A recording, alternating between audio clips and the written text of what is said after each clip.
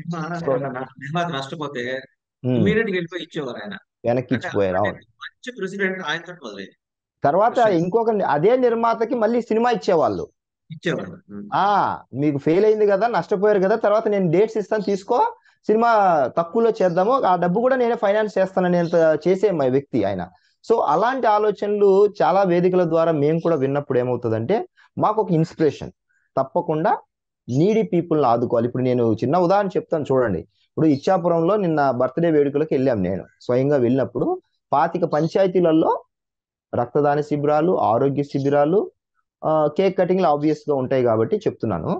So యువత ఒక దాన్ని సేవా కార్యక్రమాలను, లేకపోతే ఇబ్బందుల్లో ఉన్న కుటుంబాలకు స్వయంగా ఆర్థిక సహాయం చేయడం, తలా ఒక 100 రూపాయలు వేసుకొని ఆ గ్రామంలో చెప్తున్నాను, వాళ్ళు ఆ 100 రూపాయలతో ఏదైనా చేయొచ్చు, జల్సా చేయొచ్చు, సినిమా పోవచ్చు, లేకపోతే ఇంకోటి ఇంకోటి చెయ్యొచ్చు, XYZ. కానీ ఈ కుటుంబానికి మనం ఏదో ఒకటి చెయ్యాలి, వాళ్ళు నీడీలో ఉన్నారు, వాళ్ళ ఫాదర్ చనిపోయాడు, ఆ కుటుంబానికి మనం భరోసాగా ఉండాలి, మన పార్టీ అధినేత అలాంటి సేవా గుణం కలిగిన వ్యక్తి అని అన్ని గ్రామాల్లో, దాదాపు నేను తిరిగిన అన్ని గ్రామాల్లో ఆ ఎవరైతే బాధితులుగా ఉంటారో ఒక కుటుంబాన్ని కనీసం అంటే కనీసం 5,000 ఇచ్చి రేషన్ ఇచ్చి 5,000 డబ్బులు ఇచ్చి ఆదుకున్నారు. నేను స్వయంగా ఇచ్చాం మా చేతల ద్వారా. ఒక బాధ్యత నేర్పించారు యువతకి. రక్తదానాలు, ఆరోగ్య శిబిరాలతో పాటుగా ఎవరైనా ఇబ్బందుల్లో ఉంటే నేను ఎలాగైతే ఇస్తున్నానో, నన్ను చూసి ఆటోమేటిక్ గా అధినేత ఎలా ఉంటారు, పార్టీ అధినేత లేకపోతే ఒక నాయకుడు ఎలా ఉంటాడో, ఆయన కింద ఫాలోవర్స్ ఆటోమేటిక్ గా అలాగే ఉంటారు. అందుకే ఎప్పుడు ఆయన చాలా వేదికల్లో కూడా ఇంకో మాట చెప్తూ ఉంటారు, నేను ఎప్పుడు పలానా వాళ్ళకు పలానా చెయ్యండి అని చెప్పను, ముందు నేను వెళ్తాను, నడుస్తాను, నేను నడిచి చూపిస్తాను, నేను ఆ దారిలో వెళ్తాను, చేయడం చేయకపోవడం మీ ఇష్టం.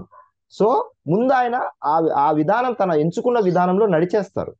నడిచేసిన తర్వాత వెనకాల ఫాలో అయ్యే వాళ్ళు కాని వాళ్ళు వాళ్ళ ఇష్టం. సో ఆటోమేటిక్ గా అలాంటి భావజాలంతో కలిగిన వ్యక్తులం కాబట్టి మేము కూడా ఆయన ఫుట్ ప్రింట్స్ ని ఫాలో అవుతాం కాబట్టి ప్రతి విషయంలో సేవా సాయం విషయంలో అటు మెగా ఫ్యామిలీ అనుకోవచ్చు, లేకపోతే ముఖ్యంగా మేము పార్టీలో ఉన్నాం కాబట్టి మా అధినేత ఫుట్ ప్రింట్స్ ని ఖచ్చితంగా ఫాలో అవుతాం. దానికి చాలా ఉదాహరణలు మీకు ఇందాక చెప్పినట్టు ఇంకా మరికొన్ని ఉదాహరణలు, లైక్ పోరాట యాత్రప్పుడు ప్రతి గ్రామంలో సందర్శించినప్పుడు ఆయన ఆయన దగ్గరకు వచ్చి ఇదిగో మా ఇంట్లో ఇదేంటి పరిస్థితి అని చూపించినప్పుడు, లేకపోతే అనుకోకుండా అంటే ఆ, సమస్యలు ఎలా ఉన్నాయని చూపించినప్పుడు చలించిపోయిన సందర్భంలో సైలెంట్ గా ఈ చేతితో తీసుకొని ఆ వాళ్ళ చేతుల్లో అలా డబ్బులు పెట్టేసి ఎవరికి తెలియనకుండా, వాళ్ళకి అలా ఇచ్చినట్టు కూడా తెలియదు, మీడియాకు కూడా, వాళ్ళ ఇంట్లోకి వెళ్ళడము, అలా చూడడం, చేతిలో మేనేజర్ని పిలిచి ఒక కట్ట తీసి చేతిలో ఎంత డబ్బు ఉంటే అంత డబ్బు పెట్టేయడం. ఇవన్నీ ఎవరికి తెలియదు. నేను స్వయంగా అప్పుడు రిపోర్టర్ గా ఉన్నాను, దగ్గరగా ఉన్నాను కాబట్టి చూసినది చెప్తున్నాను అంటే మీకు. వివేక్ బాబు గారు, ఇది తెలియాలి అంటున్నాను. ఖచ్చితంగా తెలియాలి.